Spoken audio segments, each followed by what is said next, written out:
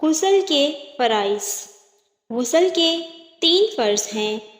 اگر ان میں سے کوئی چھوٹ جائے تو غسل نہیں ہوگا۔ منہ بھر کے کلی کرنا، ناک کی نرم ہڈی تک پانی پہنچانا، پورے جسم پر اس طرح پانی بہانا کہ بار برابر جگہ بھی خشک نہ رہ جائے۔ غسل کی 7 سنتیں ہیں۔ سنت چھوڑنے سے غسل تو ہو جاتا ہے لیکن ثواب میں کمی آئے گی۔ نمبر 1، طہارت حاصل کرنے کی نیت سے غسل کرنا۔ نمبر 2، غسل کرنے سے پہلے بسم اللہ الرحمن الرحیم پڑھنا، دونوں ہاتھ گھٹنوں تک دھونا، ظاہری ناپاکی دور کرنا اور استنجا کرنا۔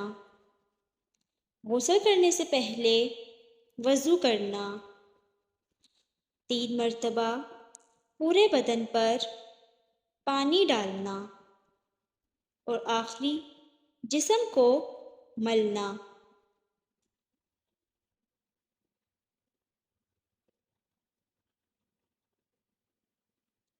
غسل کے مکروہات۔